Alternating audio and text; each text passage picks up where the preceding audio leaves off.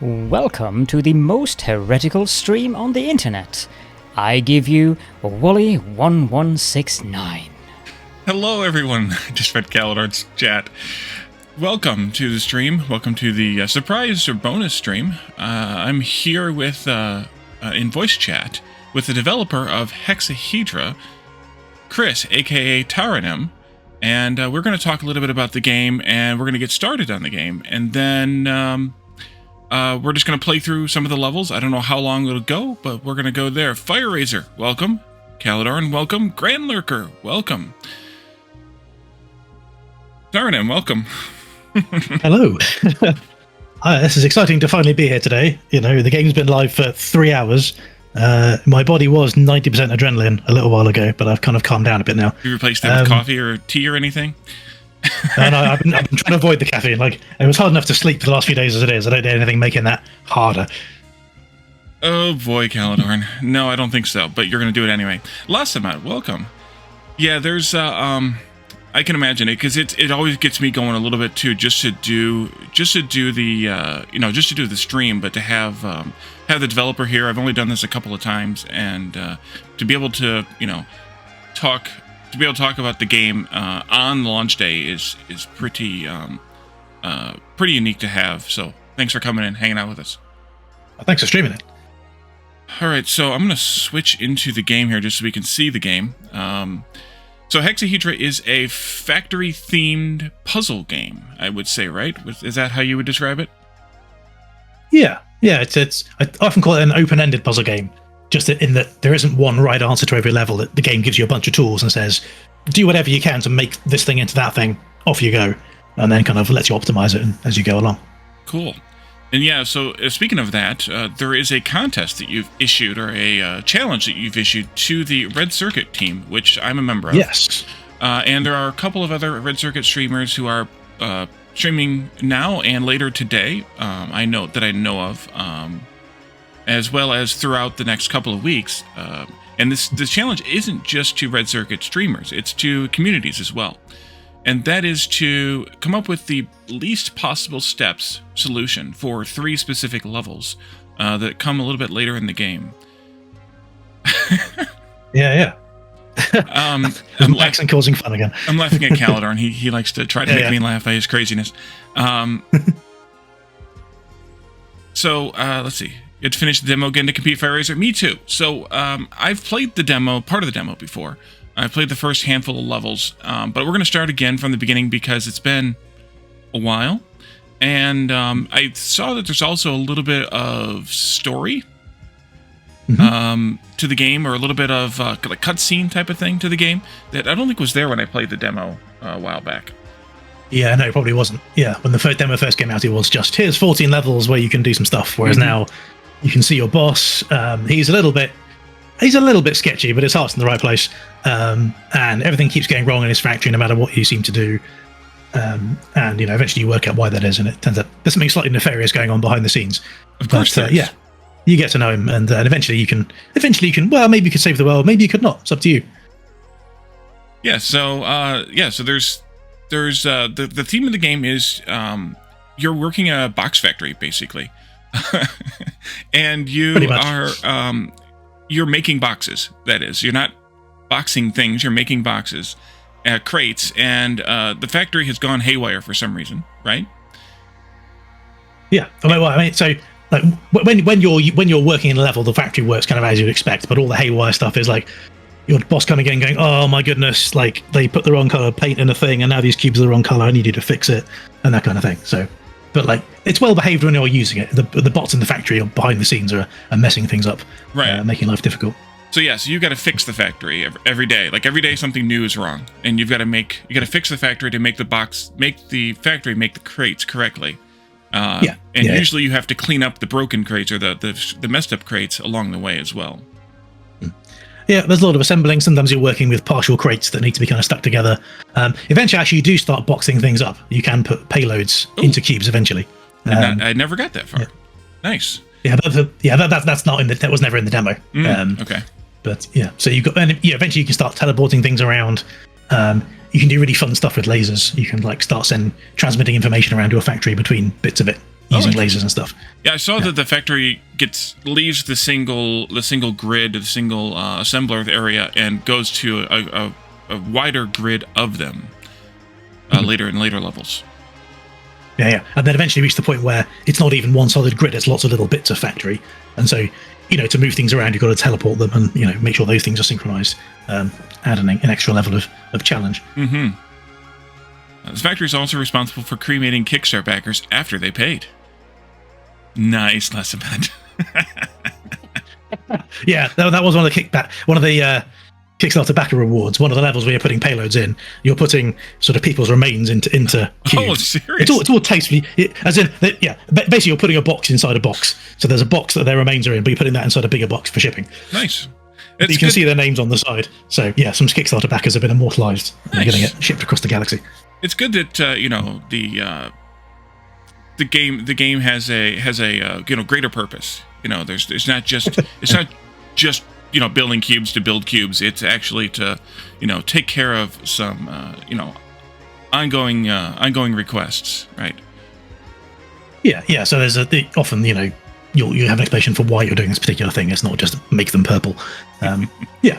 And sometimes it's like the bots are screwed up. Can you fix this mess? Sometimes there's this one guy who keeps ordering these really ugly cubes. We don't know why, but he keeps buying them and paying for them. So we'll do it again.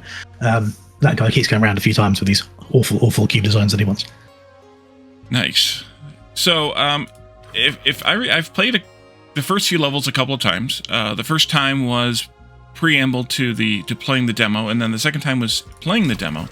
And so I've started a new profile for this because, as I said, I wanted to start a new game, start from the beginning, and kind of catch the backstory a little bit, as well as relearn how to play.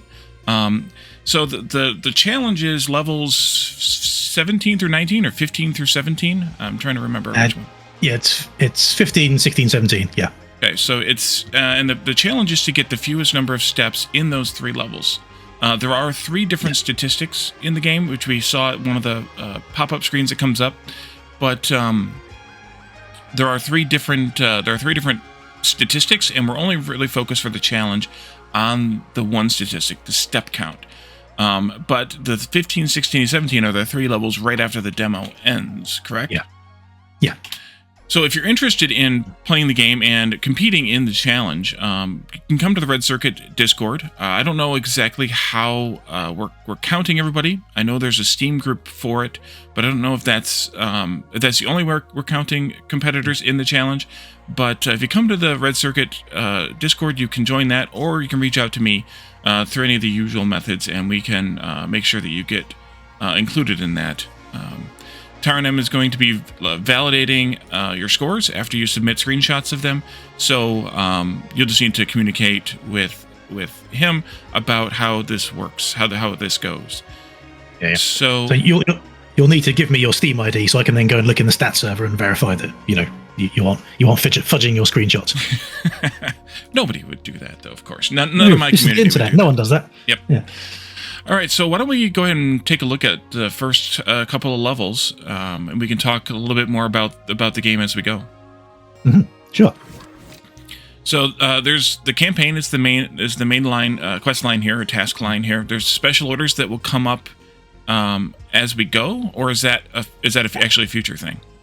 So special orders is there was a Kickstarter backer tier to make a level for the game, and as soon as I receive some of those, I'll put them in. That's just not quite fair. One guy did make a level, but I thought special orders with one level in seemed a bit weird. So once I've got a couple more, that's where that'll go. And then puzzle editor to create your own levels, and then the Steam Workshop to download and share those levels, right? Yeah. So you can make your own in the game, and you have. So once you've seen how a factory works, the level editor basically is the same thing, but with some extra UI to let you sort of change the size of things. Yeah, and once you've built the level and you've kind of solved it to prove that it works, you can then upload it to the workshop, and everybody else can play it. Nice.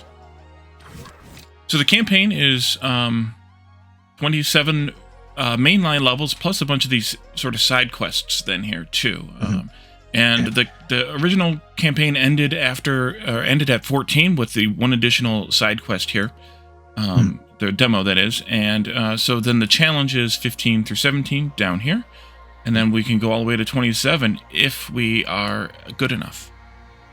and you might unlock the odd extra level here and there if you're observant enough. Ooh, hidden levels. Mm. All right, so let's go ahead and get started with Up and Running. Your new boss, Dantar Kaledzida, takes you through the basics of a working factory. There is a prize for the challenge, Lasamet. Thank you. I completely spaced.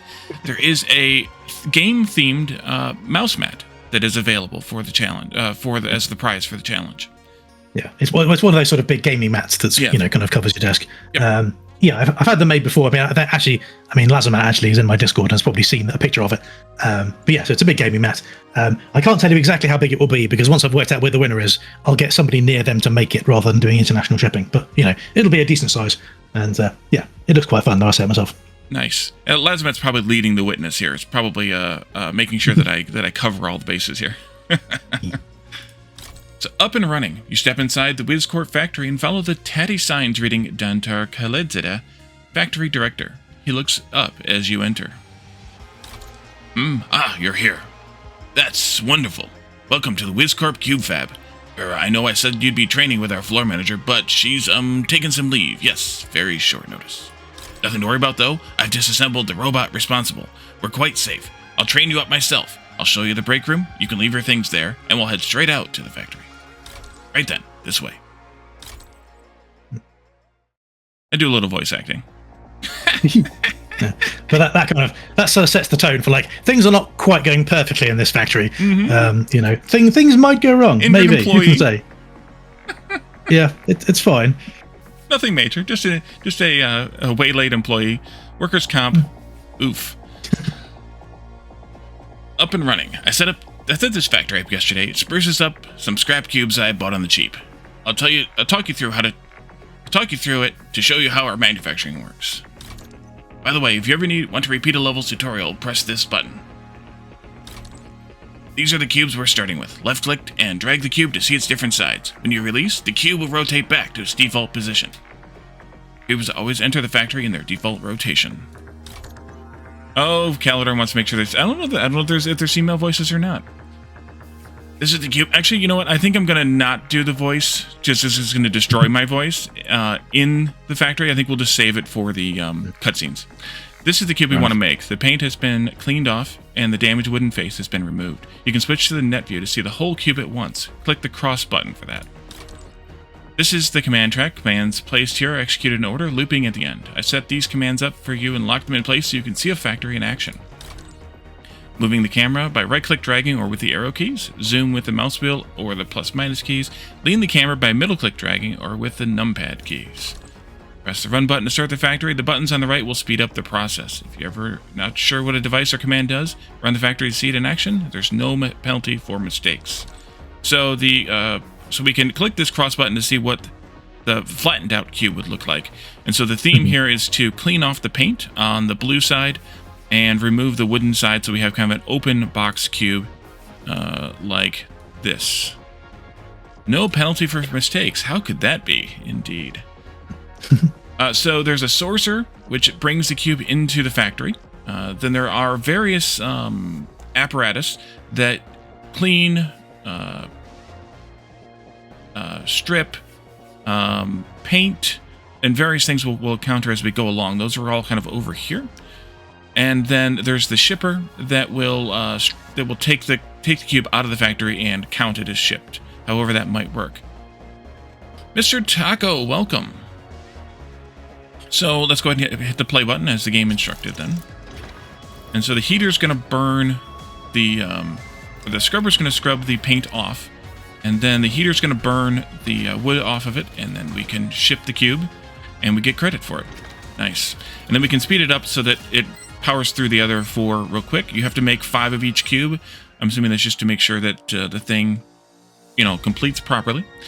And so then the game tells us about how the stats tracking works. So you can contribute or not to the stats. I'm guessing that in order to participate in the contest, you have to have one of these, if not multiple of these, checked. Yeah, you would have to have the global stats stuff checked so I can then go and look in the database and prove that you've got the scores. Okay, cool. And then so the steps are a total count of all 5 processes. So it's 29 steps to complete 5 cubes. There are 6 commands used, and there's 4 devices used. And so we can go on to the next level. On the way back from the factory floor, Dentar stops off at a kitchen filled with shelf upon shelf of herbal teas. He tells you to help yourself and makes a peppermint infusion. Alright, now you've seen a factory in action. I'll walk you through setting up one of your own. Dentar sips his tea and immediately spits it back into the cup. Ugh, this bowl of that ridiculous kitchen bot has pulled salt in the sugar bowl. Look, grab the headset off that pile of boxes. I'll sort out the kitchen before we find out that the soup of the day is cream of engine oil, and we can talk through factory processes as you go. Good news, I've managed to track down the sugar. Anyway, it's time for us to have a go at building a factory. You can add devices by dragging them from the supply here. You can add devices to the left, right, top, bottom, and rear of the workstation. And then the middle slot places a device at the rear right. Okay. We can add commands by dragging them or clicking them. Clicking them adds them to the end. Dragging them puts them wherever you want. And then we can also use the shortcut keys too. A worked example. This workstation will also clean the cubes. It doesn't contribute to your progress, but you can use it as a reference as you build your workstation. You can probably clean the cubes more efficiently in yours. The factory can't be edited while it's running or paused. Press stop at any time to reset the factory and make changes. Okay, so we have 2 workstations here. The right one is just a sample. We can right-click to move it around, zoom, of course, to zoom in and out, and then middle click drag to kind of get 3D with it here if you want to see a 3D view of it. So we have a cube that has a blue and a green side, and we want it to all be clean, so we have to scrub it. The blue and the green side are on the top and the front. So I think what we could do is have our, we need to have a shipper. Of course, we need to send the crate back out again. Then we could have the scrubber maybe on the top, because then it would scrub the blue immediately, and then we can rotate the cube to make it scrub the green as well. So we need to activate the left side first. That makes sure that the sorcerer brings the cube into the center, and then we want to activate the top, which will scrub the top side, which is the blue side, and then we want to rotate it up so that the green side is on top, and then we can scrub that again.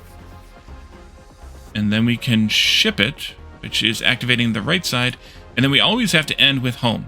Otherwise, we'll never get more than 1 cube made. So I think that will work. Oh, can I just jump in? That's Please. not actually true. That's not what the home command does. Oh. If you leave the home command off, it will just execute all the empty space until it gets to number 10, and then it'll go back to the start. So what the home command really does is just go home right now. It just saves you time. Saves time. Okay, even better. Thank you for that. No worries. Let's run. So scrubbing the blue paint. Scrubbing the green paint. And success. So we can fast forward it, and it'll zoom through the end. So again, 29 steps for this one as well, 6 commands and 3 devices. And then one of the things that you can do is you can, I think, go back to the menu to make the copy of the solution. Yes. Yeah. So you can have multiple solutions to the same step, the same task. You never use the home to be faster. Get paid by the hour. So you can name your solutions, and you can have multiple outcomes to the same solution. Maybe one is better on steps, another is better on commands, or another is better on devices, or you just had 2 ideas and you wanted to have them both, and the game will save them both, and then you can have them both. For the contest, as I mentioned earlier, it's just going to be steps alone, so you'll want to make sure that you have the best step, whether it's your only one or not, doesn't matter. Just you want to have one that is your best step so that you can demonstrate that speed. So let's go with a lick of paint. As you arrive the next morning, Dentar has what looks suspiciously like half a kitchen bot in pieces on his desk. Good morning. We had a straightforward order come in overnight. It's perfect for you to practice on. Let's head to the factory floor and I'll show you how to set up spray painters. Oh, I should probably have told you to bring a packed lunch. So you destroy the kitchen pot. Nice. The order that came in was from cubes painted yellow. Let's set up a production line. Here's what the customer wants. A cube painted yellow around the middle, but not the left and right sides.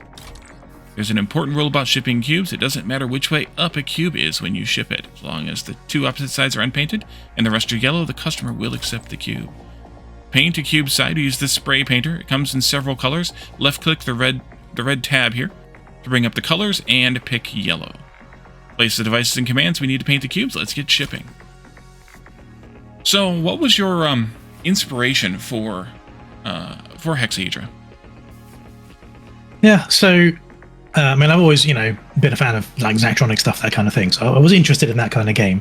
And when I decided to become an indie, I thought a puzzle game would be good because, it's quite heavy on tech and programming and quite light on assets. It's not like an FPS where you need loads of different environments levels to run through and that kind of thing. So it meant that if I was going to be doing it mostly myself and paying a few freelancers to make graphics and stuff, that was the right way around. So that's kind of why I was focusing on that kind of game.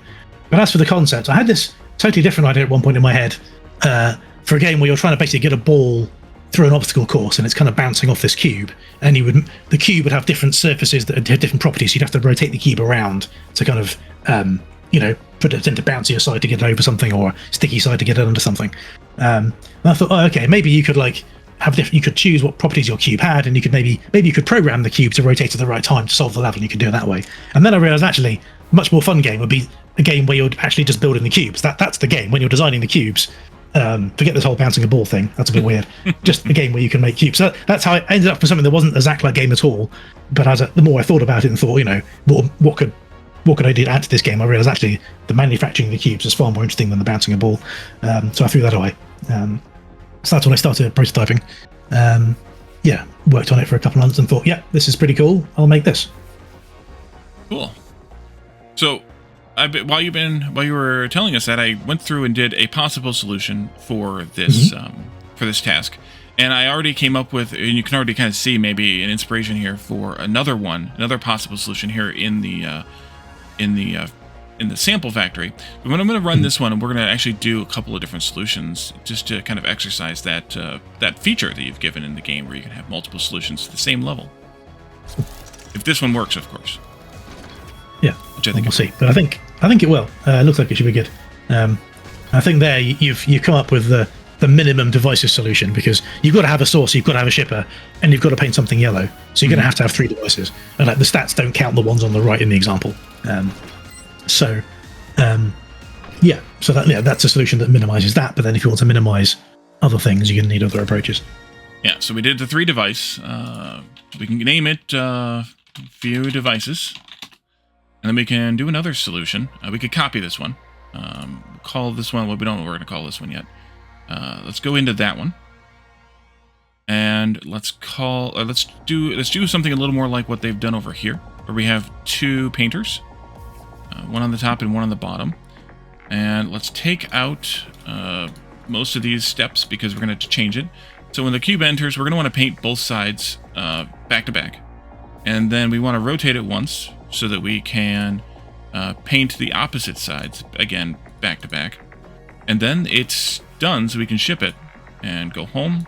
And this might be a fewer steps option. It's not going to quite be all the steps, but we can maybe it's not quite the fewest steps, but maybe this is an intermediary. Because I have another idea.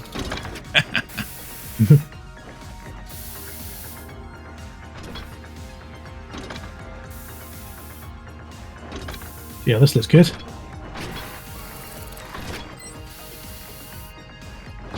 Okay, and we can fast forward to let the other 4 get made. So, we added a device. Our steps are still... Oh, they're better now. Okay, so they're better now. We don't see the other one, but we can see it here if we come back out to the steps here. So we can call this one fewer steps, maybe. Fewer commands, too, actually. So that's helpful too, potentially, and depending on how efficient you want to be in your production. But then let's do one more idea that I have, which might cut it down a little bit more. Take all this out back to there. I'm going to add one more device, and that's another yellow spray can to the back. And then we can activate the back device by using this thing here. So that's going to paint the top, back, and bottom sides. And then if I rotate it once this way, I'm going to want to just paint the top side now, because the other two are already painted. The other three are already painted. And then I think we can ship it. See how that goes. We'll go a little faster. I think that'll work. That works. So that gave us the same number of steps. Yeah, so this is one of the interesting things. Once you've been playing for a while, you kind of get your head around it. So what happened is when you had 2 spray painters, you had 4 commands that were doing some spraying, and you had 1 rotation. Whereas now you've still got 4 paint commands and 1 rotation. It's just that you've put another device around the back. So because it takes a step just to trigger each spray paint, right? You haven't actually saved yourself any steps.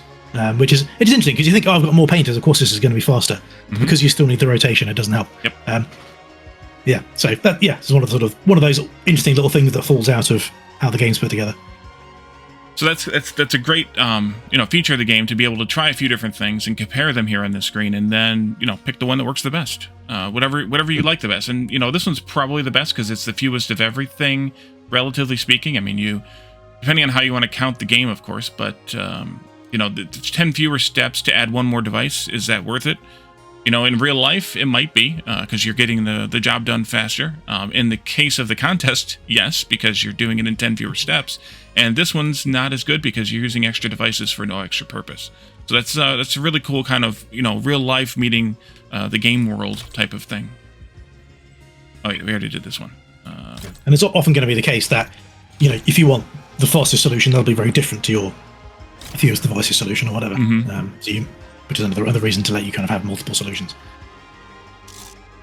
Getting decorative, customers can also request that logos and decals be stamped onto a cube, which naturally needs to be done after painting them. You arrive in Dantar's office and hear shouting somewhere in the factory. Oi, you! Yes, you dozy waste of power. Those canisters were clearly labeled, but you've managed to spoil an entire batch of cubes. Restock everything, but don't connect any hoses until I've inspected everything. Do you hear me? Dantar slams open the office door. Fantastic. One of the factory bots loaded the wrong color paint into one of the sprayers. Part of the latest batch needs to be repainting. Sort that out. I'm going to run some diagnostics on the bot fleet. Something very odd is going on around here. There it is. He's getting suspicious. These cubes were assembled correctly, but some of them got painted the wrong color, which we need to fix. Look at the source and target cubes. The client wanted their logo stamped onto a red background, but they got cyan. We can spray straight over the top of the old color, but no need to clean it first. The paint will cover up the logo though, so we'll need to restamp it with the decorator. Doing all this would take more than 1 track of commands. So we can add additional command tracks here, up to, did I say 8 at some point? Or more than that even? 5. If you look at the middle one, tells you the middle it's 5. 5. Yes, that's what I get for not reading before I talk. So you can add 5 command tracks, so that's 50 commands, but one of the commands from each line is actually used to take you to the next line, so keep that in mind as well. Okay. So at the moment, all we can do is switchbacks to give you more space, but once we've got the branching devices, you can then have if statements effectively, you can build loops and you can break out of them and that kind of thing. Oh, nice. So there's a switch track button to make you jump back and forth between different tracks, and if I remember correctly, the pointer stays at the same step position from when you jump tracks. So, yeah. So it means you can build very literal kind of physical loops. I mean, if you just run it as it is now, we can watch the one on the right. You'll see that it kind of drops down and just stays vertically kind of in the same position and goes back the other way, because the other track is a reverse track, which runs right to left. So you're sort of moving very physically around that set of commands. We can pull them off into the window. It's handy. Oh yeah, just because otherwise often you can't see what's going on in the workstation because the commands are in the way. So here we go. So it's about to go down, and then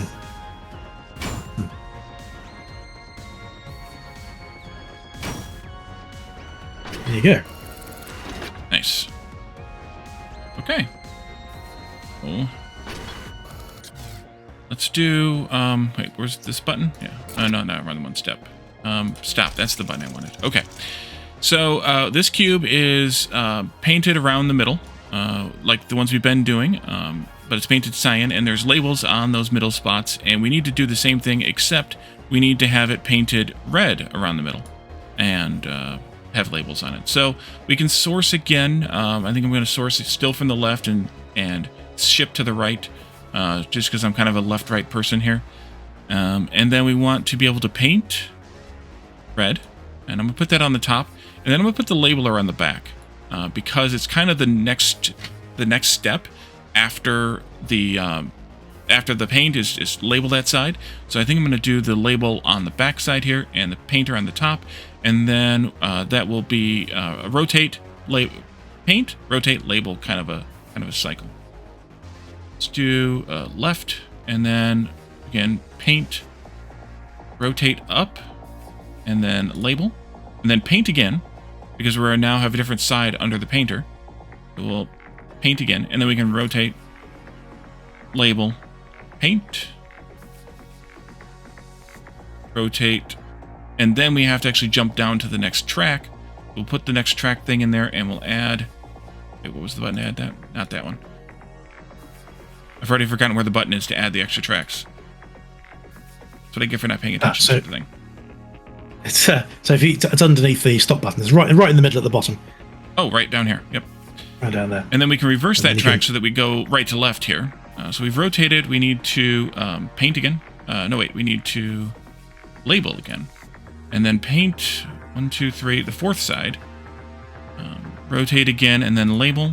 And then I think we're done. So we ship and home. I think we're done.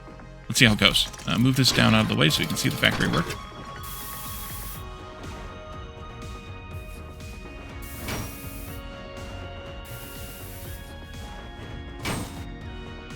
If you angle the camera a bit, you can just about see the decorator doing its thing at the back. Oh, yeah. You then if you use the number pad or the middle click, you can kind of rotate the camera around as well. Oh yeah, the rotate, not the pitch. Yep. Nice. Okay, so you can kind of see it stamping stuff. All right, so we did successfully do one. May not be the most efficient stepwise, but we did successfully do. Yeah, I don't think there's much you can do to make these ones more efficient because you've only got the one workstation. Yeah. Like if you could parallelize it, if you could do the painting and send it on to the next workstation, do the stamping over there, you could have lots going on at once. And eventually, the game lets you do that kind of thing. But right now, there's a lot of rotating, which you just got to deal with.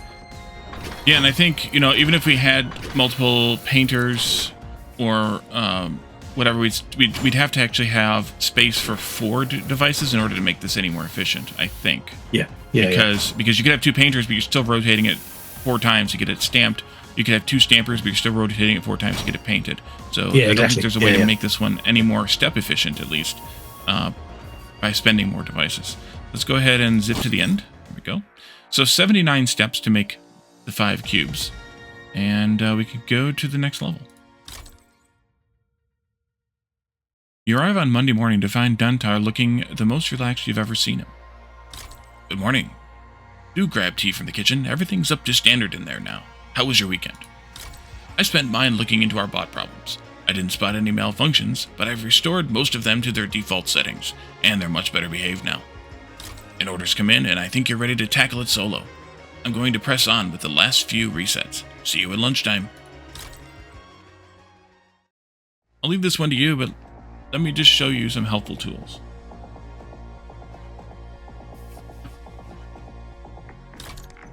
Rewinding time. Oh yes, you can grab this this red handle here to scroll back steps and repeat those steps. Lazimit's giving me hints here. There may be the odd Easter egg. Yeah. Oh boy.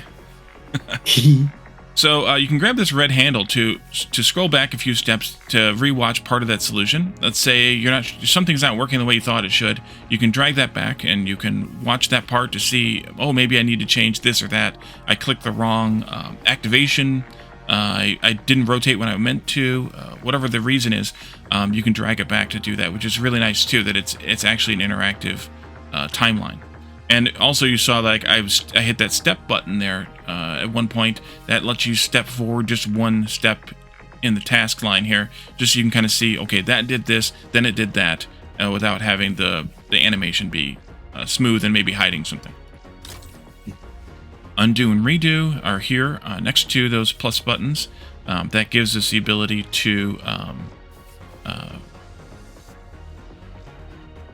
fix a mistake, maybe in editing a factory plan. And then we have a list of changes here also, history and redo history here.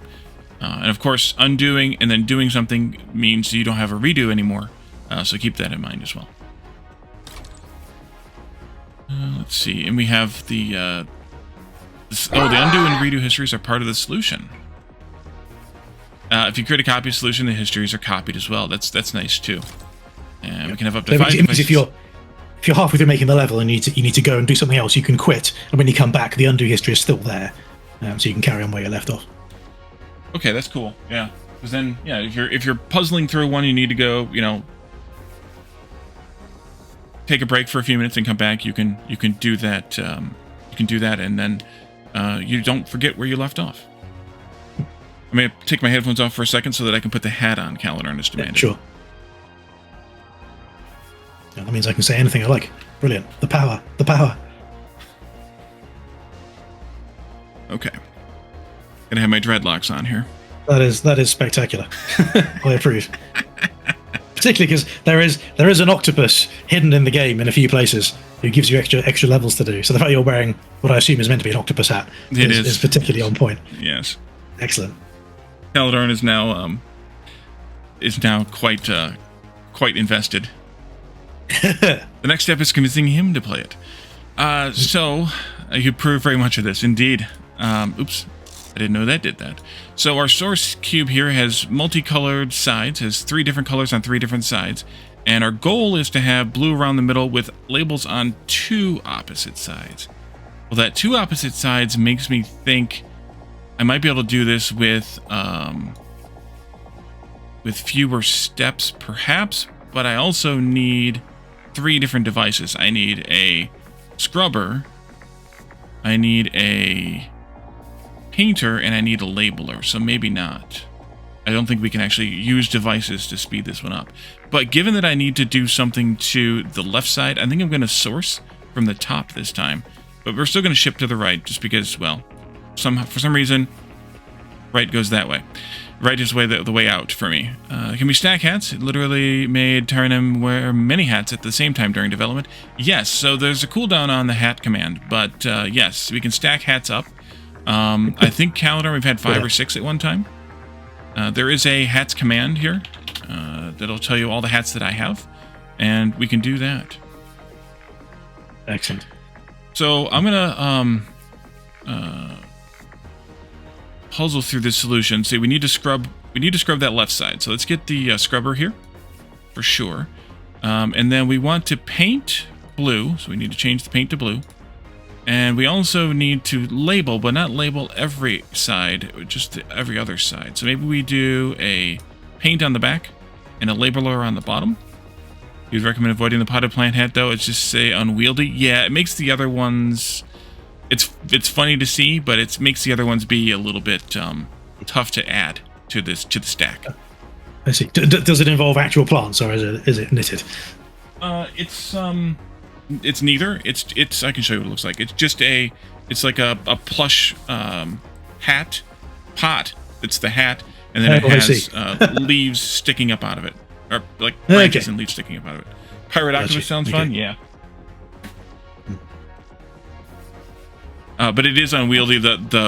The branches or the stems sticking up wave back and forth, and anytime I move my head, and and you can't really stack any other hats with it. It's too big to do, but it's funny looking. Okay, so let's see. We're sourcing from the top. We'll bring that in, and then we can go ahead and scrub right away, because why not? Get that over with. We'll scrub that side, and then we can paint the side that's on the paint. Last Deviant, welcome. We have a nerd shirt alert. Today's nerd shirt is Hodor. Hodor. Ah. Right. I'm currently wearing my launch T-shirt, which has the Sidequest Ninja logo on it. I thought Nice. I'd wear that today to power me up. All right. We need to paint the backside. Paint the backside, and then I think we are ready to rotate. So let's rotate up, and then we need to paint again, and we can label again too. So let's trigger the back device, and then we want to label for the first time. Actually, that'll label one side. We need to label two opposite sides. So we need to rotate again, and then label or paint the back, but don't label this side. And then rotate again, and then paint the back and label this side. Oh, I'm out of steps. That one goes away. We jump down. So paint the back.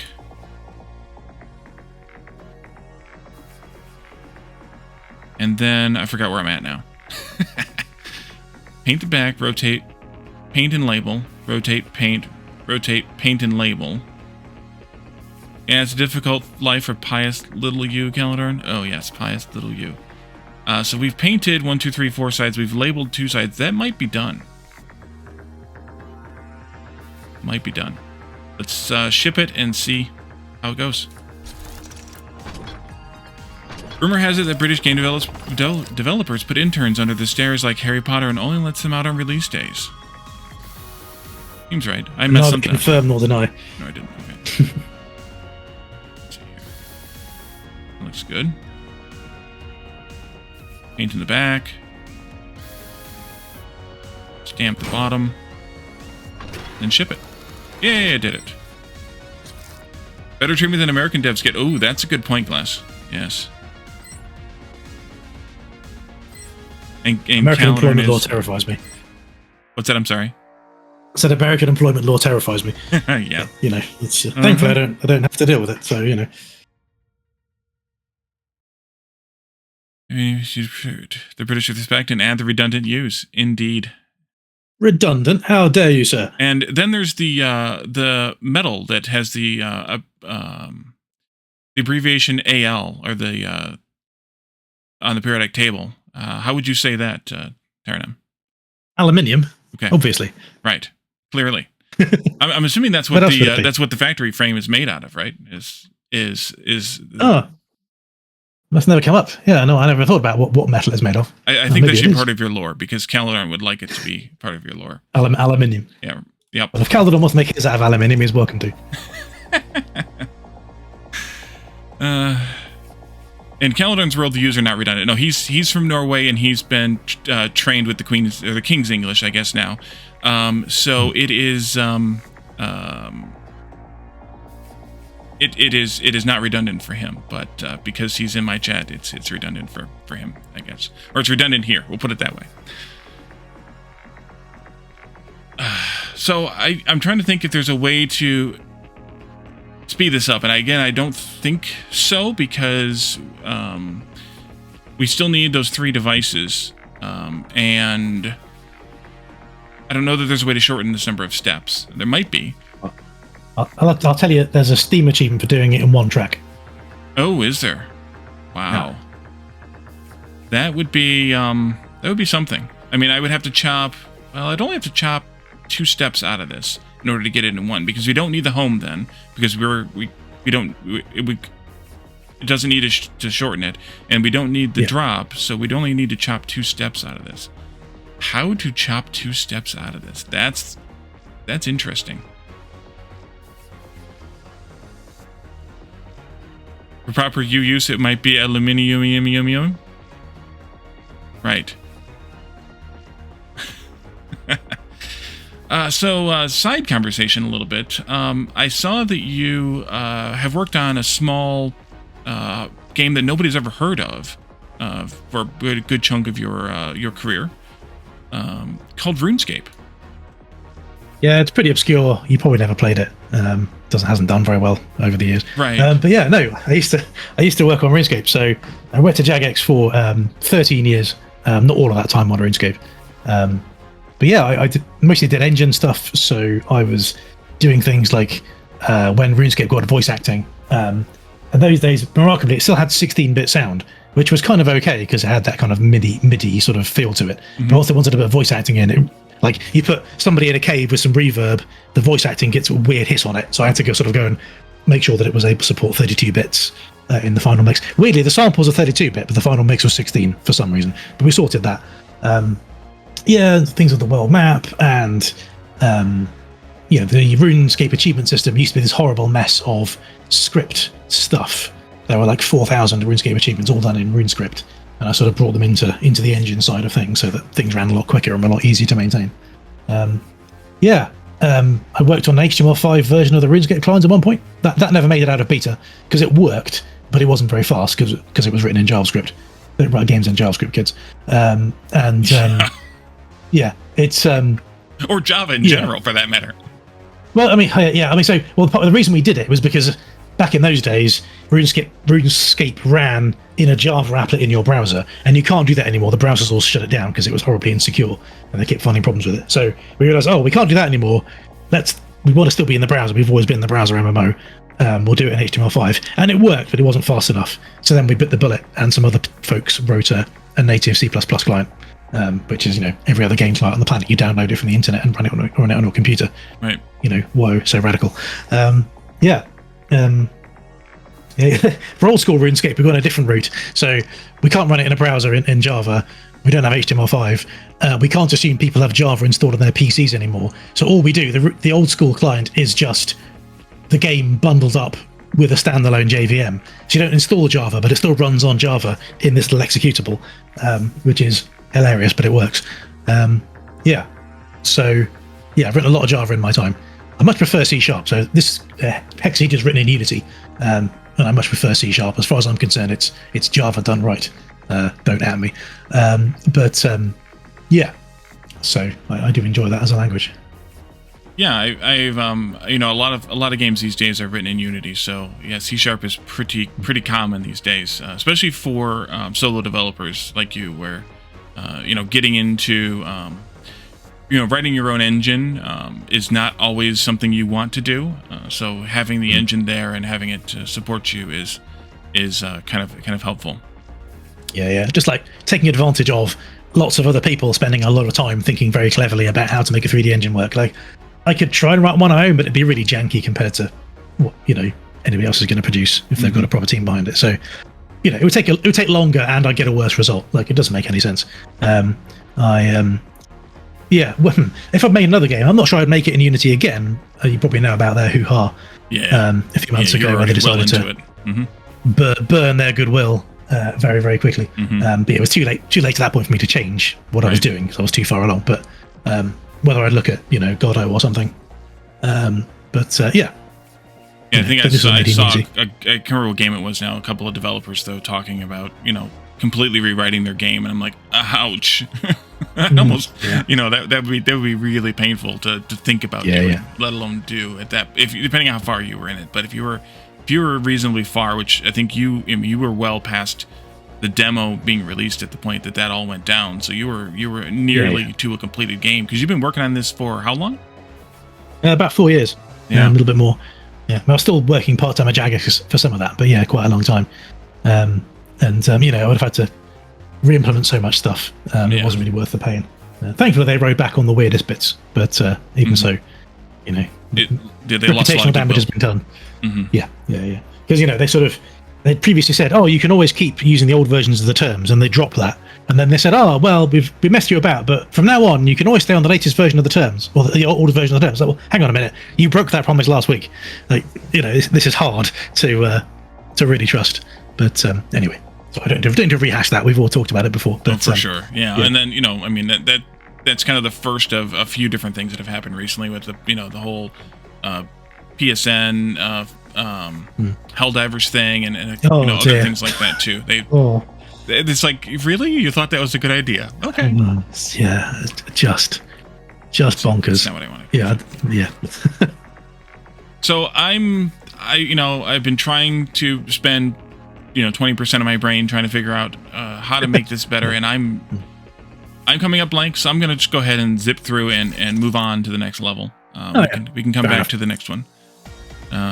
There is a B minor programming language, and I was reading a little bit of chat too. There are lots about is trying to convince you to use F# instead of C#, and I've seen a tiny bit of F#. If you work in corporate IT and you've dealt with certain accounting softwares, they use FoxPro still. So F# is the cleaned up cousin of FoxPro, if from what I understand. And yeah, FoxPro is atrocious. So stay away from that one too.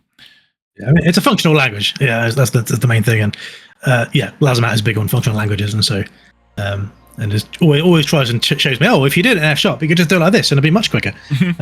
So yeah, it would it'd be a fun challenge to rewrite it in F#, but I think it might take a little bit too long. I would guess so. Yeah. At this point, I think you're probably fine. You're probably better off keeping it in with C# and Unity. Yeah, I reckon. The reset kitchen bot cooks your lunches to perfection. Afterwards, you head back to Dentar's office. Things are actually running smoothly for once. I've found one more thing the bots had managed to mess up, though. They'd removed the lids from a batch of crates and were hauling them over to the payload base. No idea what they were planning on putting in them. Intertooth, Interproductions, welcome in. Hey. Thank you for the raid. I saw you were playing this morning. Thank you, Caladorn. How far did you get in the last almost 4 hours?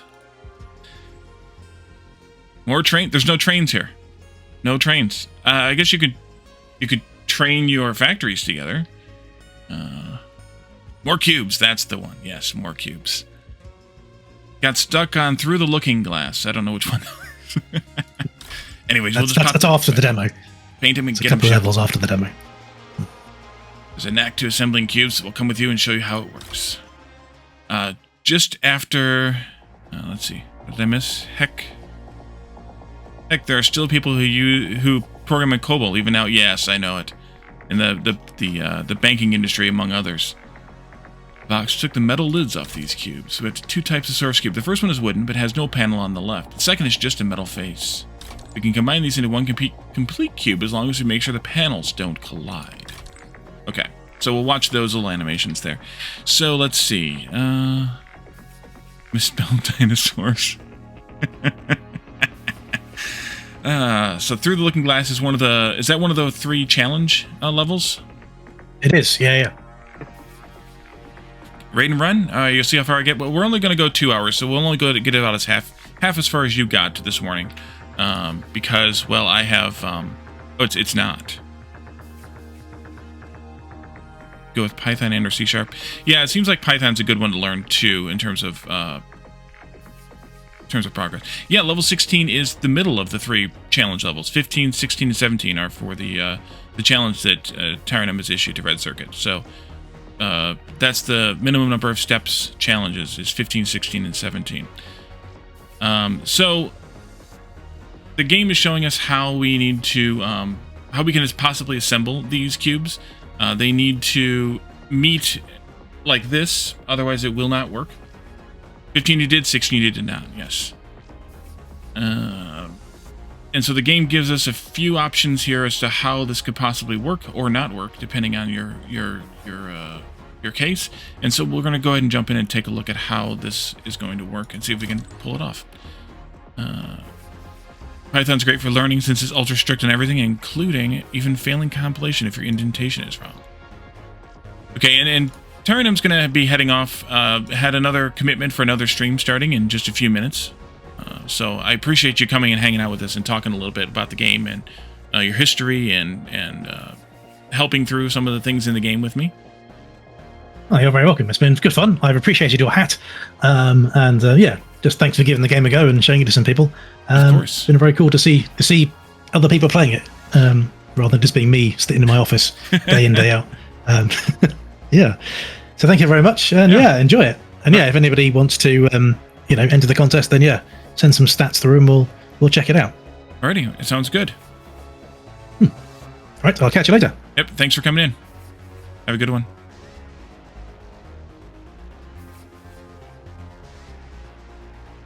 All right, let's see here.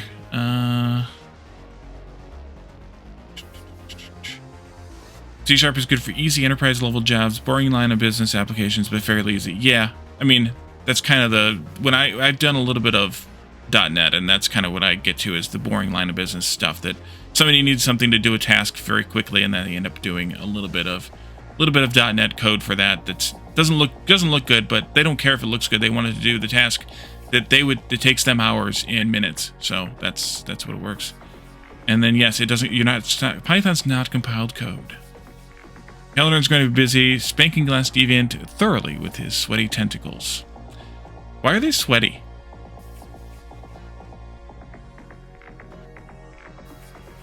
All right, so we want to run this factory as it is so that we can see it fail to merge, because the metal panel will try to fill the empty left side, but it'll approach from a closed side of the wooden cube, so they will collide.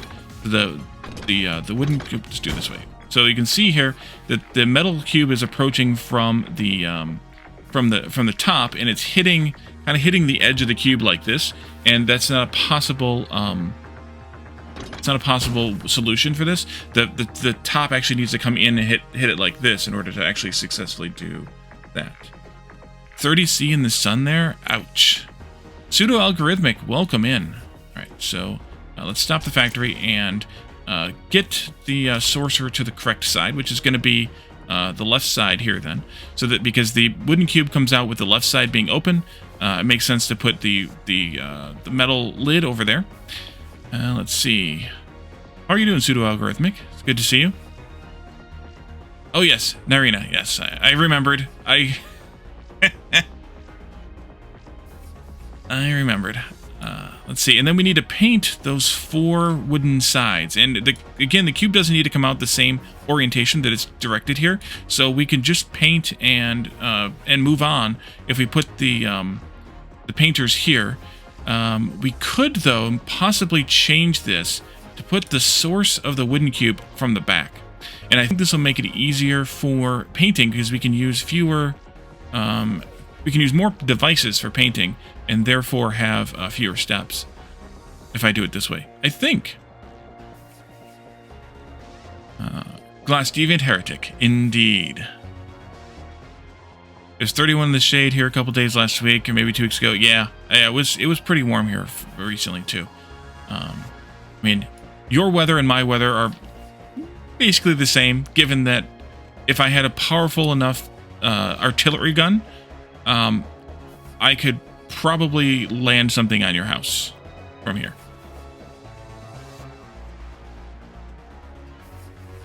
I can see my house from here. All right, so if we source the wooden cube from the back. Irish Factory Burglar. There we are.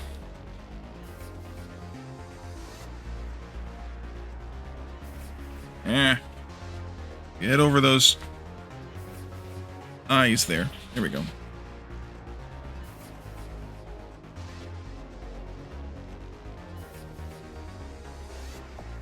All right. And then you only need a P to hit Detroit. Yeah, I'm a little bit further away from Detroit, so that's. I mean, it wouldn't have to be a very powerful artillery weapon. You know, maybe I don't know, maybe 5 miles or something to land across the river. I mean, I don't know how far you are from the river, but it would need to go a few miles. So it would be reasonably.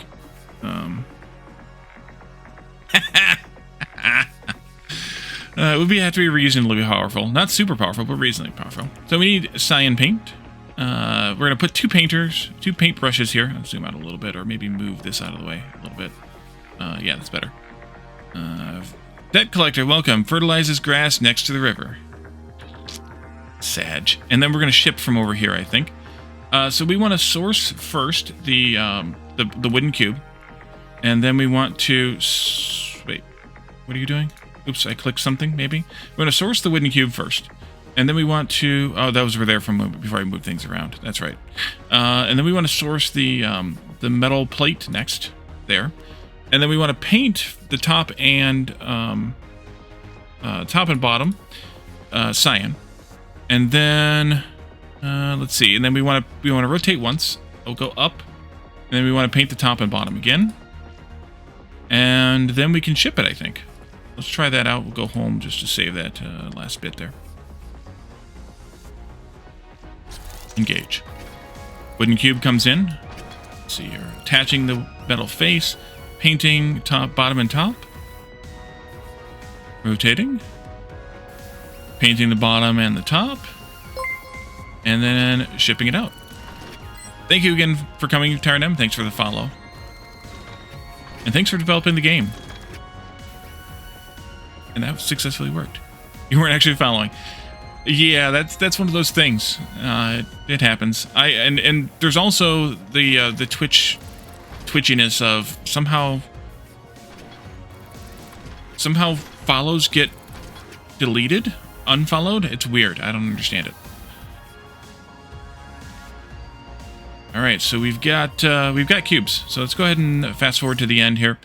I did it in 44 steps. I'm not sure if I can make that faster. 9 commands, I think that's probably fine. 5 devices is the most we can have, but it's also, I think, as many as we needed. If I remove the home command, does that actually save a step?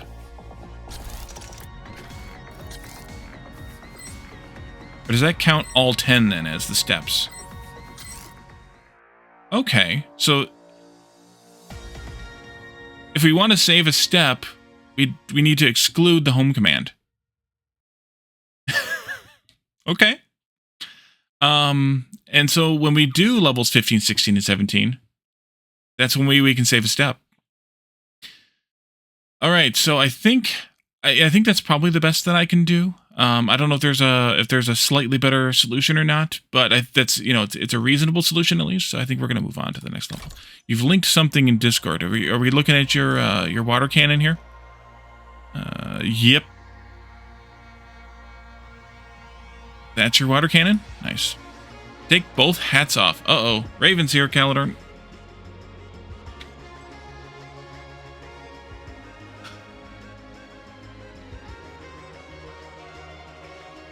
Alright. Ouch. There we go. Welcome. Welcome, welcome. You pass Dantar making more mint tea. He sips it with only minor trepidation, and you see him sigh happily at the sweet flavor. There's a U in there, Calidor. You're on your phone, is muted. Oh. He beckoned you to follow him into his office. Good job. We often receive disassembled cubes. They're easier to transport in bulk. We've got some that need reassembling right now. It'll be good practice for you. He recites a little rhyme as he heads back out to the factory floor. Best thing about mint tea, when I savored, I think you'll agree. The herbal infusion creates a perfusion of flavor that sets your tongue free. It's almost a limerick. Actually, I think it is a limerick. I think. Alright, so you can select and can move commands by dragging a box around them, and then control to add the selection rather than replacing it. We'll control when clicking individual commands to add or remove them from the selection. Okay, left click and drag a command to move it. Yeah, we need a first, that's true. Dragging a selected command will move the entire selection. Good. Hold shift when picking up commands to take a copy. Press tab when we commands to flip the selection. So to go to the next track. Right, that's good. Good. Making things easy. These cubes come disassembled into pairs of panels. I need you to put them together. Don't forget, the position of the sources is crucial to creating valid merges. Okay, so we have... Ooh. Interesting. Alright, so you need to be 3 sides green, 3 sides blue, in U-shapes like this. And we're getting 2... That looks a little vulgar, but that's fine. We're getting a 2-sided panel here. So if we make some kind of arrangement that makes its hats alone. So if we do this right, we don't have to paint the green sides. We just have to paint the black sides blue. So let's see. The first one comes in the orientation of this one. So let's do... Let's start by putting the sorcerer here on the left. I don't know if that's where we're going to want it, but we'll start there.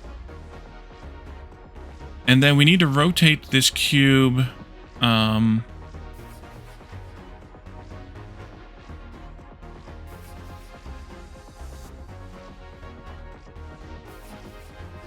see, this way and then this way? Yeah, we need to rotate it left and then up. And then we need to add another one in. However, I don't think I want the sorcerer there. I think I want the sorcerer on the top. Let's see how just that does at the moment. Oh, I forgot to source too. Let's shove that in there. Oh, that replaces. Oops. Left and that. Let's see how this works just because yeah. Oh, then I did the wrong thing. Stop. I need to do top now. There we go. You'll rotate this way and that way. I think that'll work. And then we can activate that again. And actually, that's what I wanted to do. I think that's what I wanted to do. Let's test. Can't argue with that one. Yes. Yes. All right, so that is what I wanted. And then I think I need to do the same rotations again. And then the same source, but I'm less certain about this one. Because now we are here. Ugh. Yes.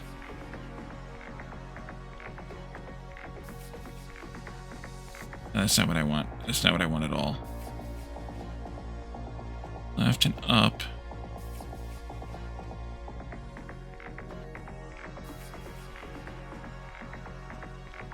You know what? Let's take these out again. Let's run it again. I want to do the 3D thing here so I can see what this looks like. We also are going to need to paint those black sides blue at some point. We'll get that in a moment. Okay, so I do want it to go left and up. But I don't know if that's totally right or not. I don't think it is. I know you... Yeah, I know. It's fine. But I don't think it's right. I don't think this is going to work color-wise correctly.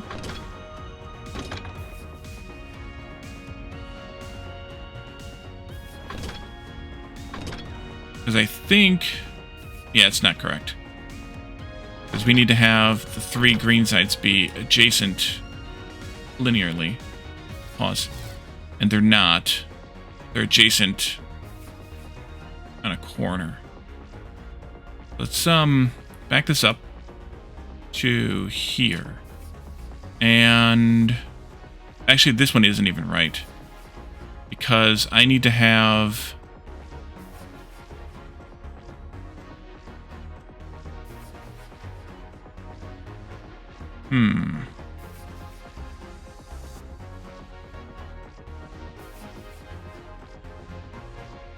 But that one's okay.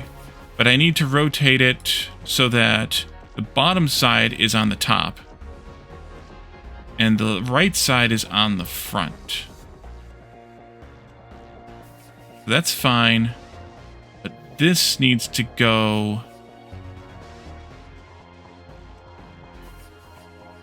It needs to rotate this way twice instead of doing the this rotation here. Move that over. Needs to rotate like this twice, I think. Let's try that again.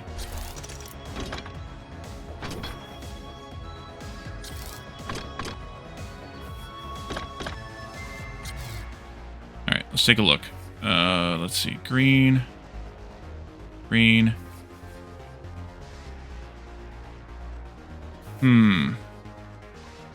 Yes, that's correct. Green on the bottom, green on the left, green on the top. Now we just need to paint the black sides. And we could do some of that as we are loading this in, possibly. But we need to paint the black sides blue. So let's see. We're going to have one of them over there on the left. And then on the left again. And then I could rotate once more onto the left. And that would work. So after we rotate it to the left, then we need to move this whole thing over by one. And put in a blue painter on the left side here.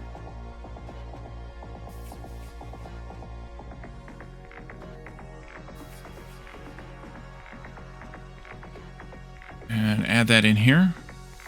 And then we bring in the next cube. We rotate it to the left. We did paint there.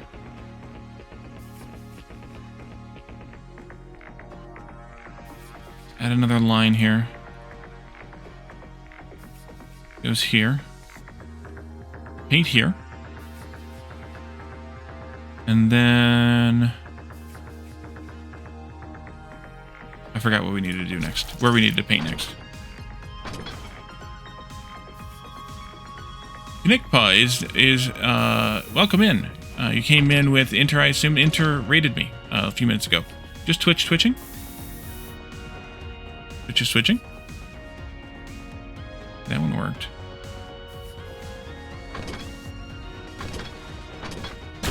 Yes, I know. Back up. It's fine. Pause.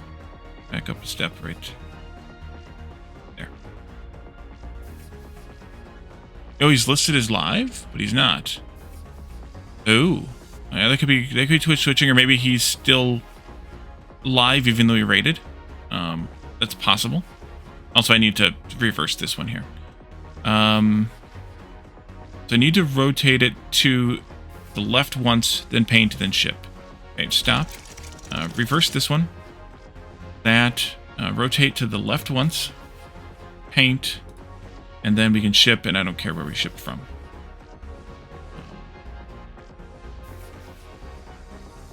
Shipper's over here.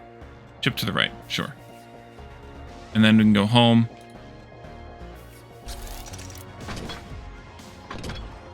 Yeah, so I think he didn't hit the stop stream button when he rated out.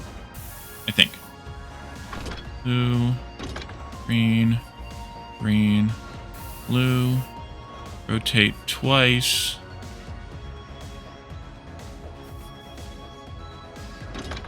Add that in. It did say it was rating and running, so that could be. We did it.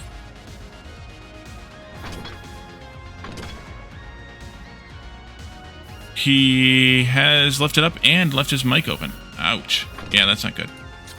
So we did do it. There's probably better ways to do this. There might even be better ways to improve it kind of within the tasks we have. Like maybe the order or the way in which you rotate might be helpful. Yeah, I don't know why it doesn't exactly, Glass. I mean, I know there's bugs with sometimes the raid doesn't work, so maybe that's why they don't have it. But yeah, you can keep feeding your OBS feed to the stream wherever after you raid if you wanted to. I think Inter said he had to raid and run, so maybe he had something he had to go and do.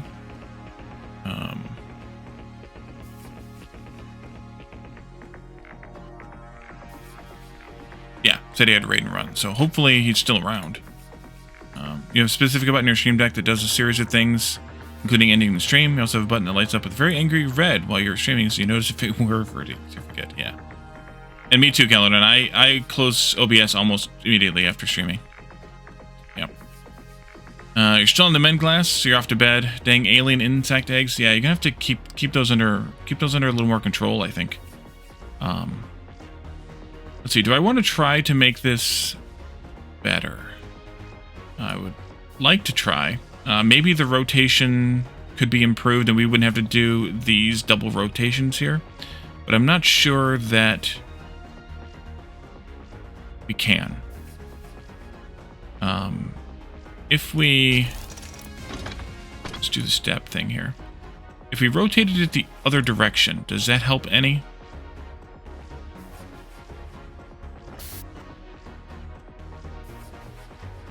I don't think so.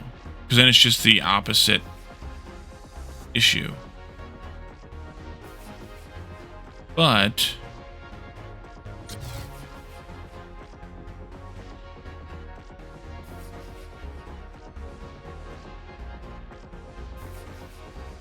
maybe the third...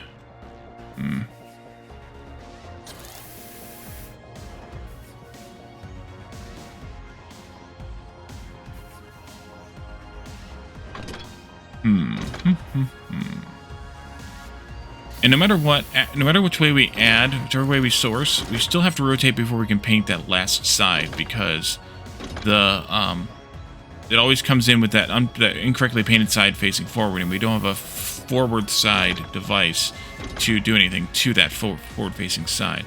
So we do have to do some action in order to be able to paint it, at least.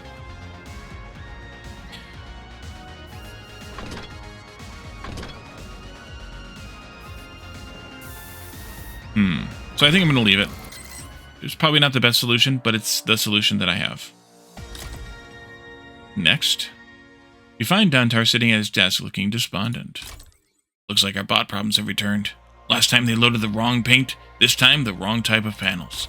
It's not too hard to fix, we just need to swap some panels around. Fixing the bots though, I'll dig around for the repair manuals. They're in here somewhere. Adding and removing panels. Those wretched bots loaded up the wrong panels into some sorcerers I was using, so the cubes were built incorrectly. The two wooden panels are next to each other, but the customer wants them on opposite sides. The panel storer lets you rearrange the panels on a cube. So, when triggered, the panel storer removes and stores the panel facing it. Each panel storer can hold up to 3 panels. If there's no panel facing the storer, it instead adds a panel to the cube from the top of its stack. So it's a LIFO stack then. Last in, first out. This means that the panel stored most recently is the first one to be re-added.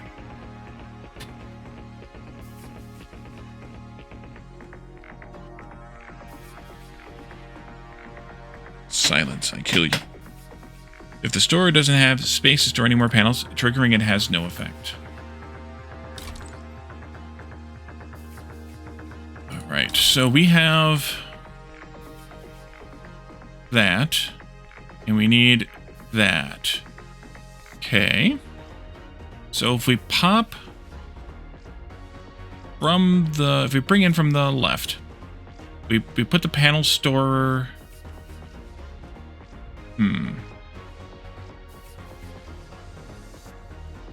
put the panel storer on the top.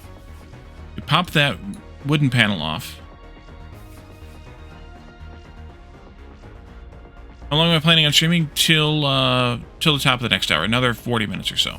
Just a 2-hour stream this morning. Because I am going to stream tonight, still at my normal time. So, I'm spacing it out a little bit.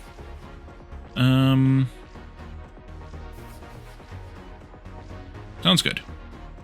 So we'll pop that panel off. So we need a source and then pop. That'll be a wooden panel in there. We need to then pop a nearby metal panel off. So we need to rotate down, pop the metal panel off, and now we have a metal panel that we can put on. So now we need to rotate back up and put the metal panel on, and then rotate back down again and put the wooden panel on. There's got to be a better way to do that with more devices to get fewer steps. We'll see.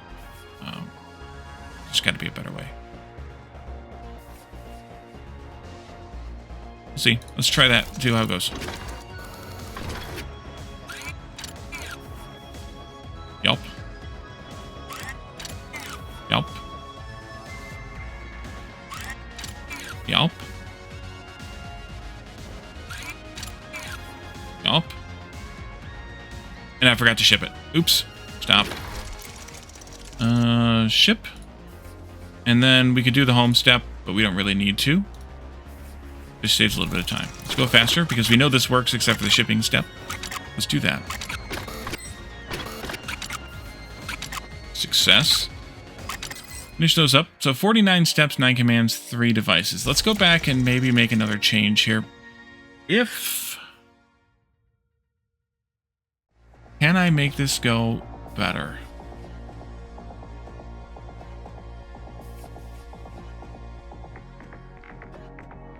Maybe not. Because if I added another one of these things, say to the back. Now I've got, and I rotated it twice, that's still 2 rotations. Now I've got 1 panel in the top, 1 panel in the back. And I have to swap them to get them to place on there. So I don't think that helps.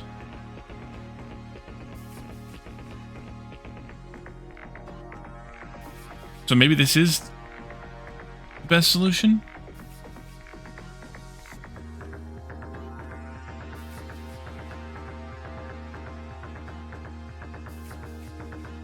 Maybe. What about if I had 2 of them, 1 rotation, up in place, but still I still have to do crazy rotations to be able to do that. Pop the metal.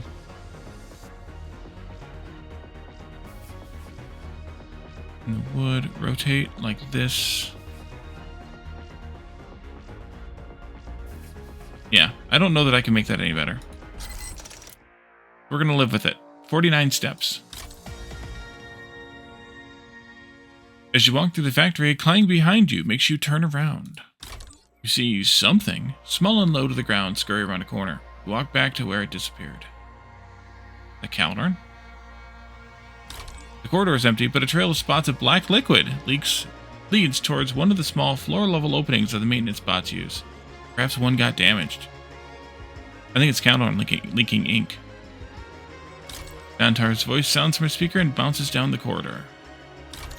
Morning. The mainframe said you'd arrived. I'm going to start putting you to work on some of the bigger production lines. You're ready, and it'll let me focus on other things. Come straight to the factory floor. I'll see you there. Multiple workstations. So far we set up a small production lines. Now we'll work on something a bit bigger and use 2 workstations. We need to combine some metal and wooden panels. We'll work with the 2 materials separately and merge them at the end. The metal panels will need rearranging into the same formation as the wooden ones. Then the 2 halves will slide together to produce the required result. To coordinate the workstations, you have access to 2 await commands. The await cube command pauses the workstation until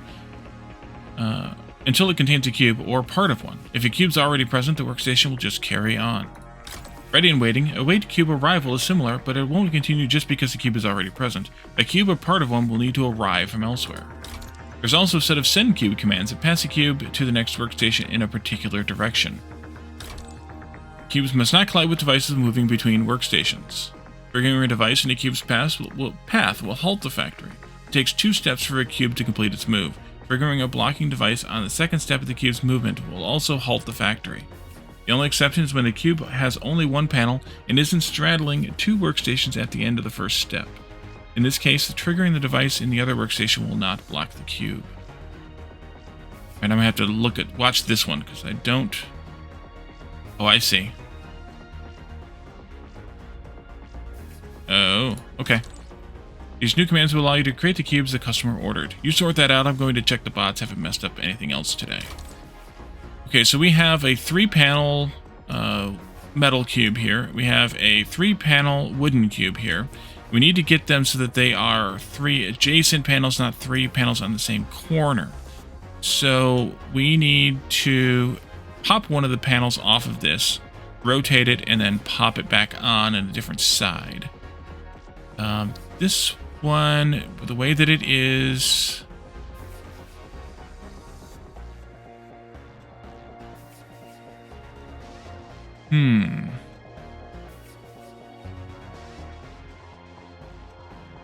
I could either put... No, that's too many steps, I think. So I think this needs to be rotated in the end. So it's like this. More or less like this. On the second, and then it needs to await another cube. So let's trigger sorcerer number 2. Over here. And then let's do the await cube command. Await cube arrival. Like that. We gotta rotate this thing first. We need to rotate it clockwise. Like that. And then, do we have to do any painting or anything weird here? Looks like the answer is no. That's good. Okay, and then we're gonna source number 1 over here. And that's gonna come in, and we need to get this cube to have a right side, a front side, and a back side. We need to pop the top side off. Maybe I move this then? Can I move this? It's locked. Nope, can't move that. Then maybe not.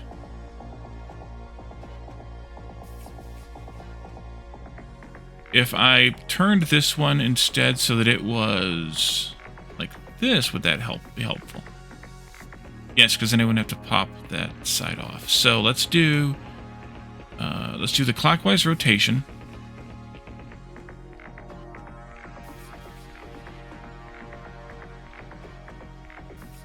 That it's like this. And then we can do a up or down rotation as well. All right, move that over, and then that one can go in there. So now we end up with this cube looking like this, I think. And then the other one, we can pop the backside off and put it on the bottom. So on the back, we do the popper, activate that, rotate it down,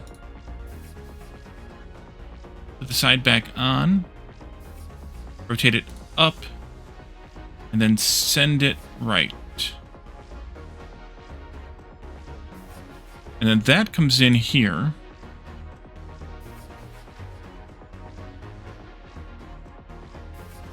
Those merge together. And then we're done.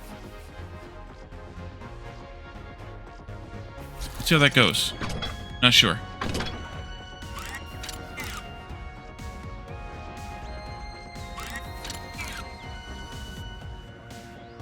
Oh. I can simplify that.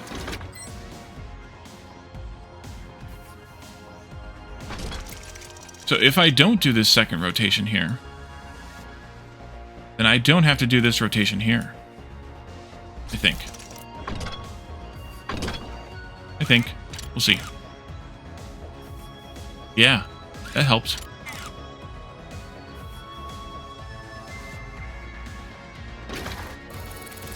All right.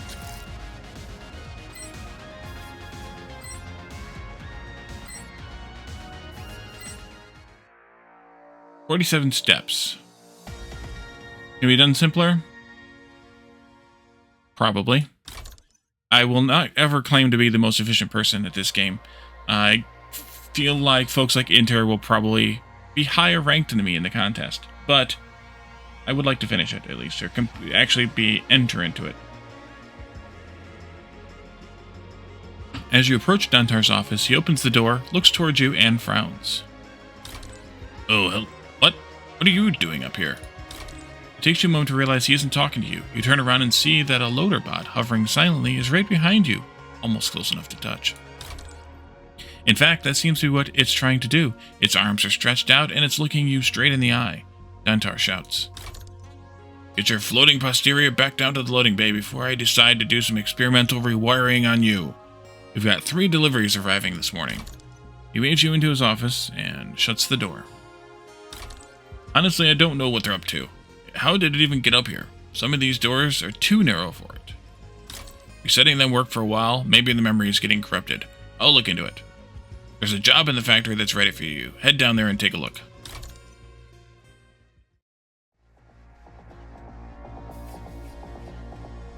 We've got some old scrap cubes we can use to fill in order. You'll need to do a fair bit of rearranging and merging. There are some new commands you can use to coordinate the workstations. Synchronizing workstations. The sync command works in pairs. They make a workstation pause until the workstation in the specified direction executes the opposite sync command. Many paths to victory. There are multiple ways you could set up the factory to produce these cubes. Some approaches will benefit from syncs, some won't. Okay. So we have a red cube with 4 sides, 2 blank adjacent sides. We have a wooden cube with 4 sides, 2 opposite empty sides. And we need to make it be that plus 2 of the red faces, opposite sides.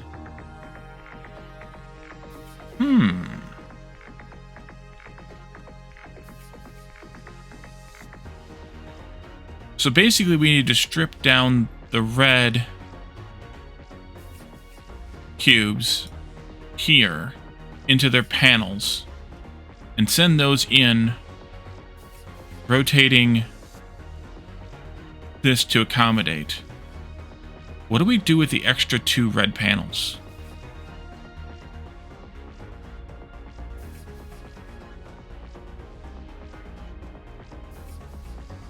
Do those get tossed when the machine ends its tracks? I don't know. Let's source from both of them. Are these locked, by the way? They are. Okay. Source from both of them. This will need to rotate once to the left, we'll say, so that it's ready to accommodate the receiving of that red face. We need to pop 3 of the sides off of this. We'll go with top, back, and bottom. So let's put the popper on the bottom and activate that. And then we rotate up, bottom, up, bottom, and then we can send.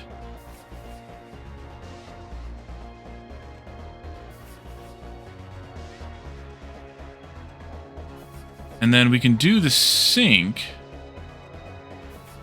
I assume.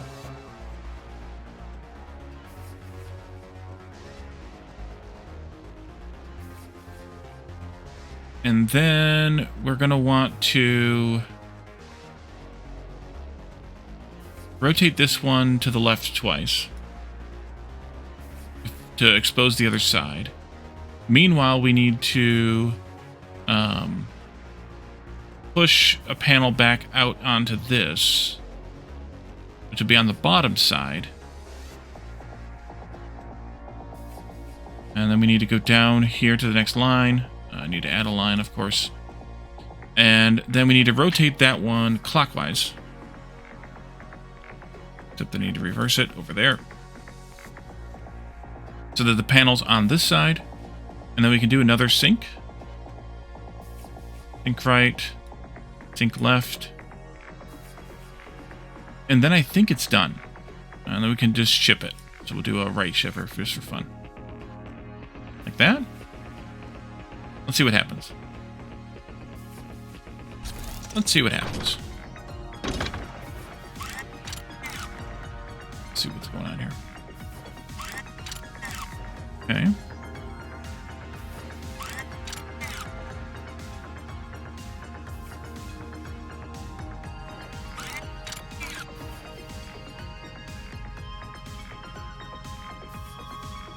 Oh, I forgot to ship that. Oopsie. I forgot to add in... I'm back. This command. I wonder if you're supposed to sync before you send? Probably you're supposed to sync before you send. Probably. That way we know this one's ready to receive before we send. Yeah, let's do it that way too. Let's go faster. Pull this off. Okay, so that pushes that one up there. Rotates. Syncs up. Oh, nope. Nope, nope, nope, nope, nope. Nope, nope, nope. That was not the right solution. So we don't want to... We want to send before we sync then. Okay, we can do that.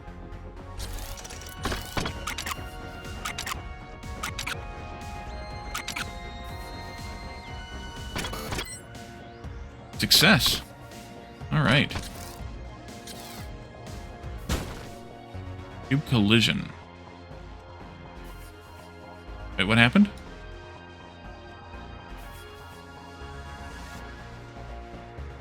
So this did keep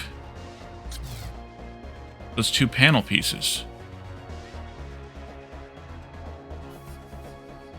Oh, so I need to handle a second version of this to take those other 2 panel pieces then. Okay. Come back to me. Over here. So we activate the top again. Over here. And then we rotate left. And then we sync up. And meanwhile, this one is going to repeat the trigger the panel store, and then rotating clockwise, and then shipping, or sending, and then awaiting, or syncing. Except that this one needs actually another row as well, and that should be down here. Reverse, please. And we need a second row command here. So those are synced up now. We need to repeat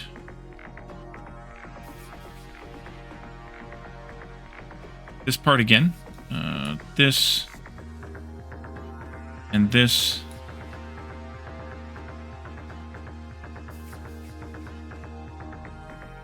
And that, not that, this one.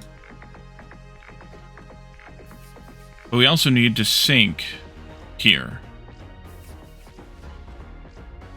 I think. Ah. So let's do a sync right. And then we need to, after this one, we need to rotate left twice more to expose the other open side, and then sync left, and then activate the shipper. And that should make 2 cubes then. Get you all out of the way here.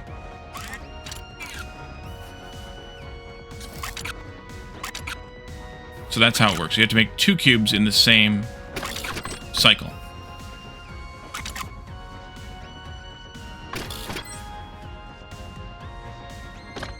And then there's the 3rd and the 4th. And then we start again, 5th. And then we win before the machine empties out to make the 6th.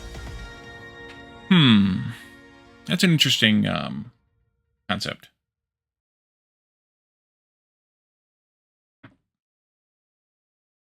I'm sure there's a better way to do that.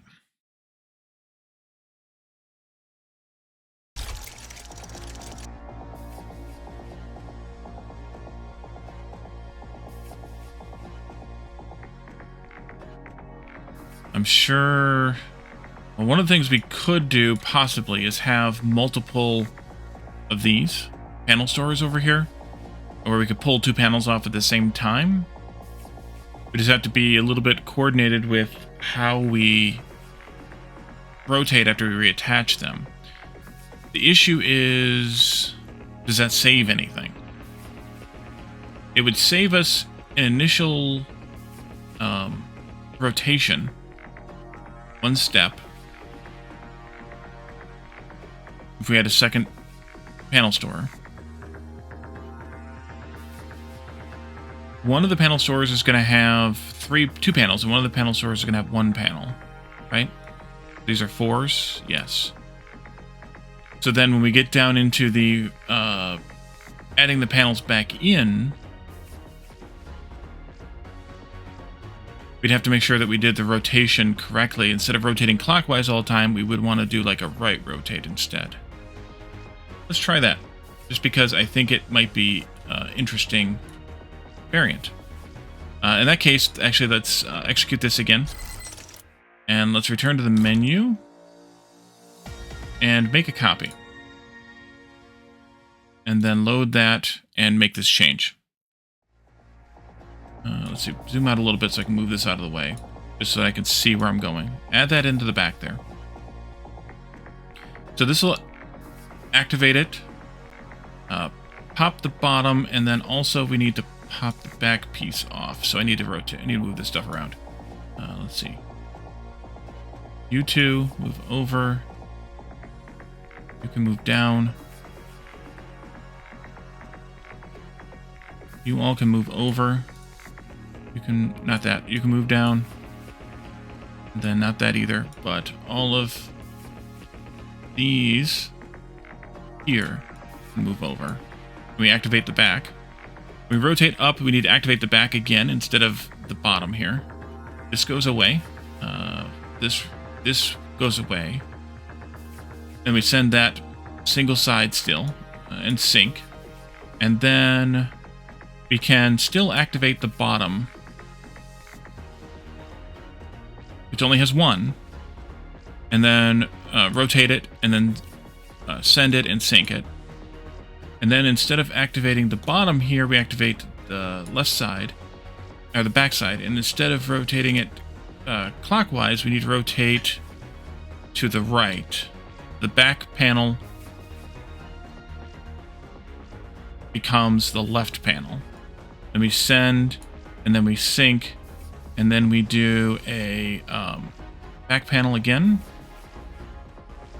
and then we go right again, and then we send, and then we sync. And then we get rid of this line entirely. That saved a couple of steps. If it works. If it works. This one doesn't change, because this one's still doing the same thing. Let's go, see how this goes. Pop the bottom off, pop the back off, rotate, pop the back off again. Send. Sync up, attach, rotate, rotate. Send, sync up, attach, sync up.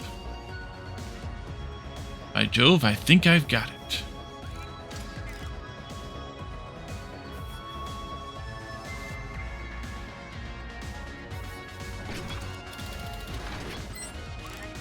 Alright, so we're fresh again, so we should be good to do the next two.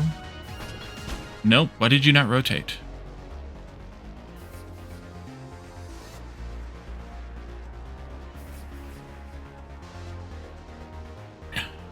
Oh, I'm gonna have to force that one to home. Okay, that's fine. Stop. Let's force this one home. Because this is sending before this is ready to sync up.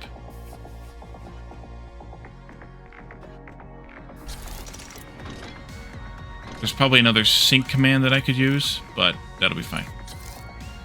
Do that. Do number 2, number 3, number 4, number 5.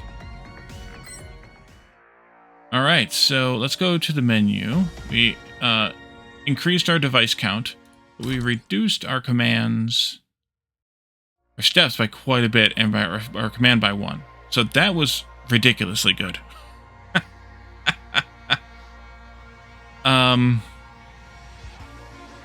Okay. I like that idea. Go back, and let's chase efficiency. You arrive to find Dantar's desk once again strewn with robotic components. A copy of Calvin's Robo-Psychology is open on the corner. Ah, there you are. This is the bot that was following you yesterday. I can't find a single thing wrong with it. It's a few years old, but it should have plenty of life left in it. There are some worn parts, but nothing that should affect its behavior. He sighs and pushes a memory module away. He turns off a soldering iron and closes the book. Anyway, one of our regular customers has placed an order. They always want the same thing, and they're probably the ugliest cubes anyone's ever ordered. No accounting for taste. I've set aside a large chunk of space for you to work in. Oh, and I've been finding odd patches of black fluid around the place. If you see any, let me know. Eldorn, quit spraying your ink all over the place. Galaxy's ugliest cubes. I mean, just look at them. Anyway, you've got 4 workstations for this next order, but you might not need all of them. Don't forget you can zoom with the mouse wheel and the plus-minus keys. There's black fluid all over the place. Quit spraying ink all over the place. Activate a workstation by clicking the green plus at the top left. Ah. Deactivate a workstation by clicking the cross at the bottom left. Don't send a cube into an inactive workstation. The factory will halt if that happens to prevent cubes piling up on each other. Anyway, off you go. If I want to spray my fluids all over the place, I reserve the right to do so. Thank you very much. Alright, so you need a black face on one side. Let's see. Metal around the middle. Wood on the sides. We have here 3-sided metal, 2-sided wood. Ugh. Quadrotas. Black fluid on the floor sounds like tentacled being has squirted. Exactly. Exactly. So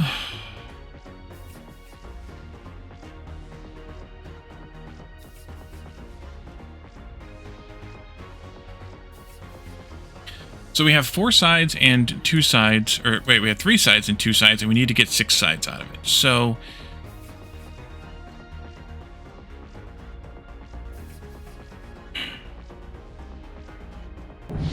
Quadrotas, thank you for the oh, Calidorn, thank you for the gift sub for Quad.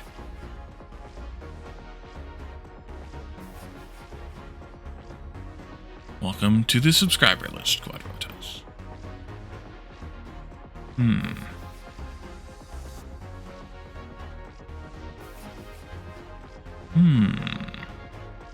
If I pop the left side off, and I rotate this then like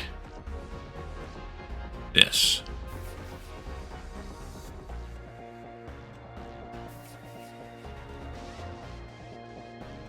Then I could pop the right side off. Try attach one. This game looks very interesting, but it makes your brain hurt. It is a brain hurty type of game, yes.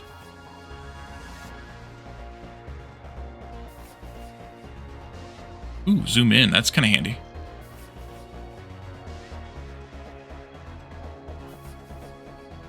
Well, that'll be useful too, to lock the cube's rotation so that I can manipulate it better.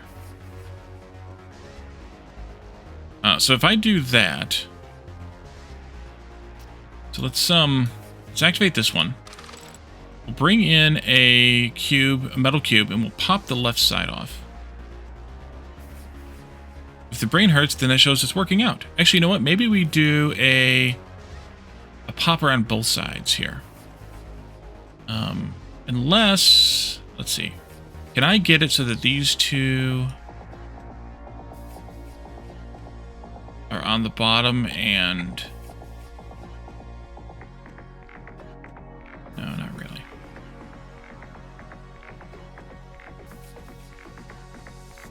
Oh wait, I don't need this one. Don't need it. Go away.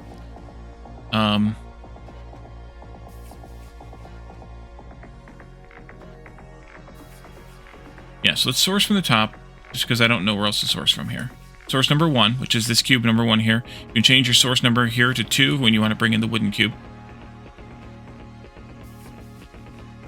So we will source from the top, pop left, rotate up twice, pop left again. I forgot to source first. And then pop. That'll give us the metal we want. We should have been painting it along the way, though. So maybe we do that along the way here. We need 2 painters. So when we rotate it the 1 time... Maybe I should source from a different spot then. Yes, let's source from this side. And let's put the painters on the top. So we needed what? Magenta and black. Magenta, black, magenta, black. Okay. So we do... Doesn't really matter which ones we do which, I don't think. On the top and on the back. We paint both sides before we rotate. So highlight these. Be 2 spaces here. Activate... Wait, we need to change this one to be activate right. Then pop, paint. Paint back. Back. Rotate twice. And then source from the right. Pop from the left. Paint top, paint back. And then we ship down. So let's add another thing here. Or spin that. We go down there and then we ship it down. Yeah, no, it's invalid. It's fine.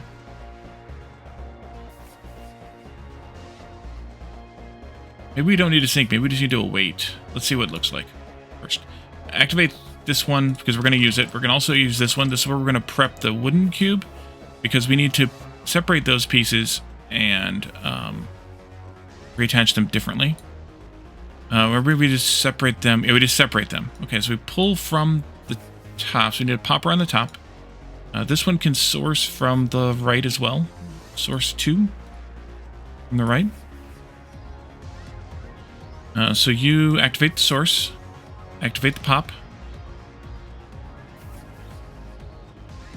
and then I need to rotate this way, which is, wait a minute, which is rotate right.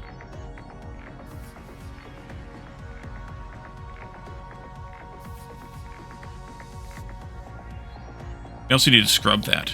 Ooh, we need to scrub that too. In that case, maybe I source from the bottom instead. Bottom source. After we rotate, we need to have a scrubber over here to scrub the right side.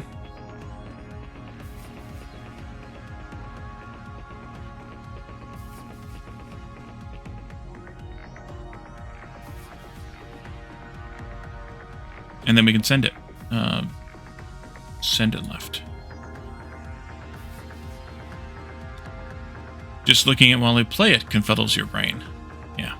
Sadly, not a game for you, since it's going to be an RC event thing. Yeah, no worries. You don't want to rotate box when you're painting adjacent sides. Oh, wait, no, I'm rotating twice, so it's fine. I'm pretty sure this one's fine. So I'm rotating twice.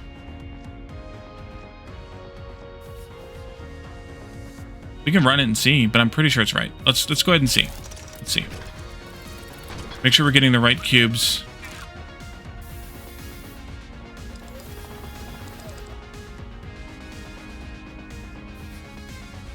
Yeah, it's right. Oh no, wait, it's not right because that's a problem. That's a problem because we can't add that cube in there. Range of opus magnum. Yeah, that's the idea, I think. So let's send that cube before we add the next one in then. So let's see.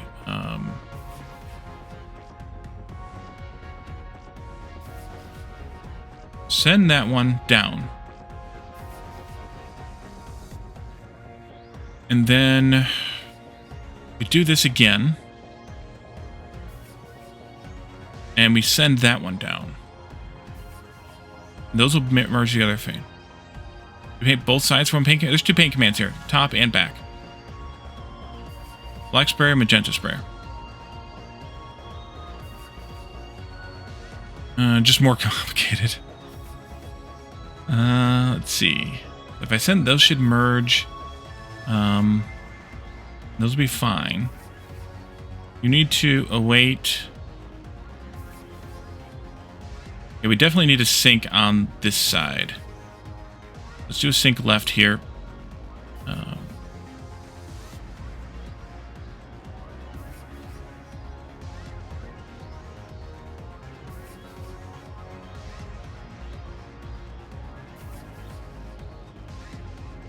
Let's run that again just to see how this goes.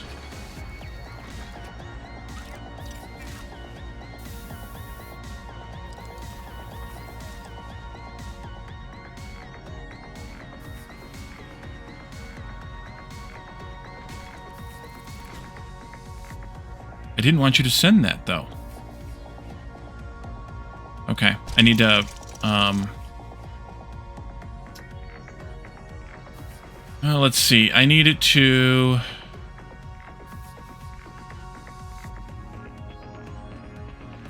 await 2 arrivals, and then sync right. Maybe. A little faster here just to get through those first couple of steps. No, it's...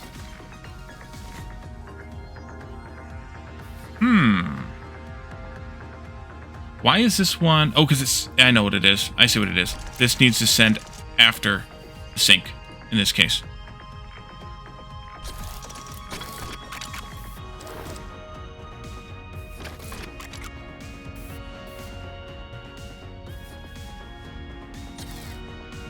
Okay. So now we're good with this. The next step is to rotate this...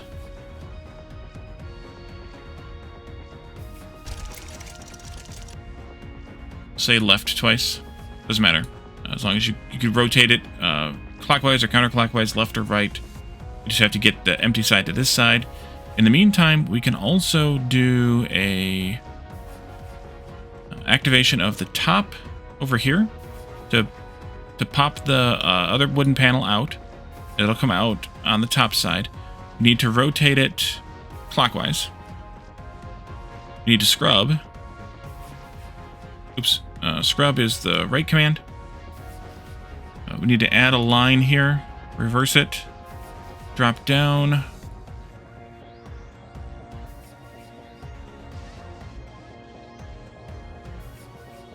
I just thought of an idea for the last one that might make that one a little bit better.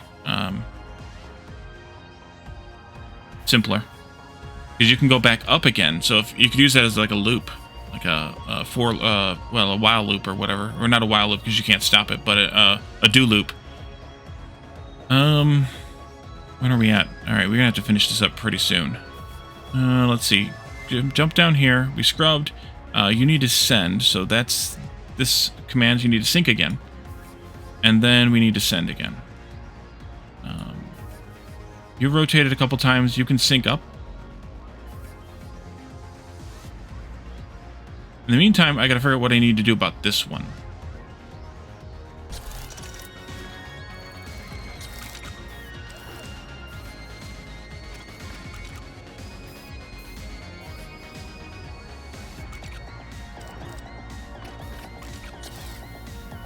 Except I never rotated this. Okay, gotta rotate that one too. Rotate this twice. Wait. Should have done that. Hold on, start that again.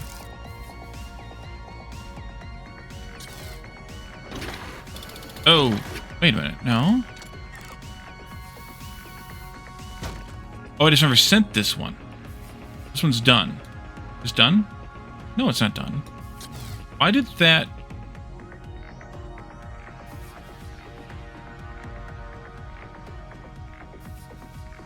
Why does that rotate before...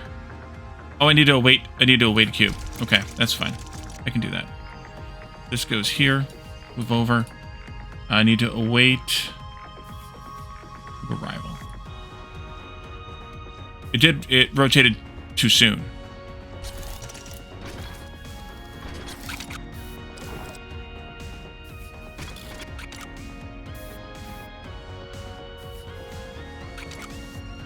There it goes. And now you're going to sync back up again. Send. And then I got to get rid of it. Okay. So then we await Cubo arrival again. And then we send out this way.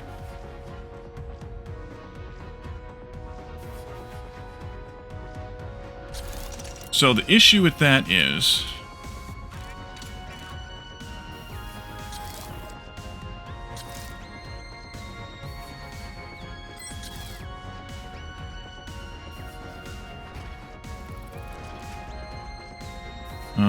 maybe nothing. We might have done this.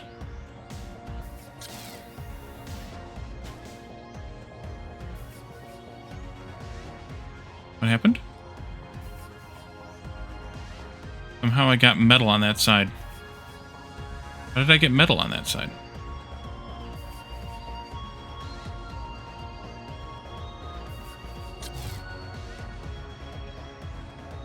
That one didn't get popped. Oh, I need to... Yep, I see what I need to do. I need to build a cube now out of the pieces that I have.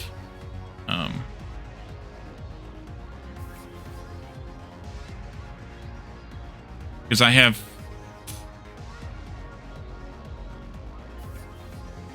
I have 3 pieces in storage here. So what I need to do is not add the second cube, or the second piece here. I need to not do this step right here. I need to build a cube out of the pieces I have in storage instead. So that's the next step. And that's the step we're going to do next time we play this, because I need to wrap up this morning, and we're going to find ourselves a raid target who's playing this game. Let's see. Who is live playing Hexahedra? should be the person that Tarrenam went over to visit, which is Chailcodes, who is a game development streamer. And Tarrenam should be there in chat with her, and we're gonna go see what's going on with in their factory. Let's see. Looks like they're earlier than we are, so we'll see how it goes over there, and we'll come back to this game probably during some of the regular stream times, although I may do some more bonus streams of it. We'll see how that goes. But let's raid out to Chailcodes and see how they're doing in this game. So, thanks everybody for coming to this special bonus surprise. Not really a surprise stream, but the special bonus stream time. And let's see, not that. Let's do this. Tonight we're going to be back on with Foundry. I may do Hexahedra on Saturday. I may do Foundry on Saturday. We'll see. But also keep an eye out next week for an extra bonus stream as well. Probably if I do a bonus stream, it'll be of this. And we're sometime between now and the end of the month, we're going to try and complete the assigned task, which is completing levels 15 through 17, getting a minimum number of step counts and whatnot. If you're interested in joining the Red Circuit Challenge, which is the number of steps in levels 15 through 17 combined, come to the Red Circuit Discord and talk to us there. There's a channel for this game, I believe, that you can jump into and just say that you'd like to enter the contest. The giveaway is for a Hexahedra themed mouse mat, like one of the large ones. The size is still to be determined. One of the large ones, and so if you are interested in this game, check it out. I think it's gonna be on sale for this 2 weeks as well. It is. Let's take a look here. How much is it? It is normally a $20 game, 10% off, so it's $18. So take a look at that on Steam, yeah, pick it up, give it a try. There's still a demo, I think, so you can take a look at that as well. You can play the first 14 levels, so you can go further than we've gotten today, and then yeah, enter the competition if you're interested, and see how well you do compared to the others, and especially compared to me, which you will easily beat me.